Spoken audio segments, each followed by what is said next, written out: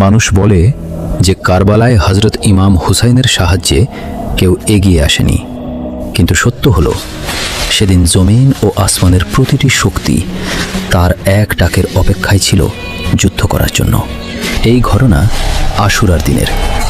জিনদের বাদশাহ জাফর জিন তার দরবারের সিংহাসনে বসে আনন্দ উদযাপন করছিল। সে জানতই না যে কারবালায় কী ঘটছে। হঠাৎ তার সিংহাসনের নিচ দিয়ে দুই জিন কাঁদতে কাঁদতে ও মাতম করতে করতে চলে যাচ্ছিল। জাফর তাদের থামিয়ে বলল, আজ তো আনন্দের দিন, তোমরা কাঁদছো কেন? তারা কাঁদতে কাঁদতে বলল, হে বাদশাহ, আপনি কি জানেন না আমরা কারবালার জমিন থেকে আসছি। সেখানে আমরা দেখেছি রাসূলুল্লাহর প্রিয় দৌহিত্র হুসাইন ইবনে আলী রক্তে ভেসে আছেন। তার উপর তীরের বৃষ্টি হচ্ছে আর তিনি সেজদায় রয়েছেন। এই কথা শুনে জাফরের পায়ের নিচ থেকে যেন মাটি সরে গেল। সে সঙ্গে সঙ্গে উৎসব বন্ধ করল, মাথা থেকে মুকুট খুলে ফেলল এবং যুদ্ধের পোশাক পরল। সে তার তলোয়ার বের করল এবং বিশাল জিনসেনা নিয়ে বাতাসের চেয়েও দ্রুত গতিতে কারবালার দিকে ছুটে গেল।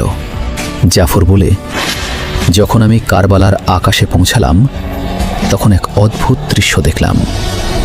সেখানে শুধু ইয়াজিদের সৈন্যই নয়, বরং আকাশ থেকে জমিন পর্যন্ত ফেরেশতা, নবী ও জিনদের সারি দাঁড়িয়ে আছে।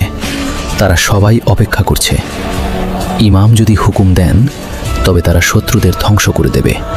এত ভিড় ছিল যে জাফরের এগোনোর পথও ছিল না। তখন ইমাম হুসাইন দৃষ্টি তুলে বললেন, জাফর, আমার কাছে আসো। জাফর কাঁদতে কাঁদতে ইমামের পায়ে লুটিয়ে পড়ল এবং বলল, হে আমার আকা, আমার কাছে জিনদের বিশাল বাহিনী আছে, আমাকে অনুমতি দিন, আমি এক নিমেষে এই ইয়াজিদিদের ধ্বংস করে দেব। কিন্তু ইমাম হুসাইন শান্তভাবে বললেন, না জাফর, থেমে যাও।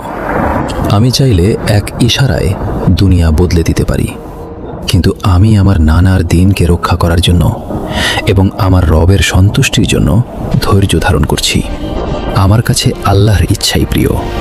তাই বন্ধুরা, মনে রাখবে, কারবালায় ইমাম হুসাইন অসহায় ছিলেন না। সমগ্র সৃষ্টির শক্তি তার হাতে ছিল, কিন্তু তিনি তলোয়ার তোলেননি যাতে ইসলাম চিরজীবী থাকে। কারবালার এই দৃশ্য আমাদের শেখায়, জয় অস্ত্রের নয়, জয় ধৈর্যের। যদি তোমার হৃদয়ে ইমাম হুসাইনের প্রতি ভালোবাসা থাকে তাহলে মন্তব্যে ইয়া হুসাইন লিখো এবং এমন ইসলামিক ঘটনার জন্য চ্যানেলটি সাবস্ক্রাইব করো।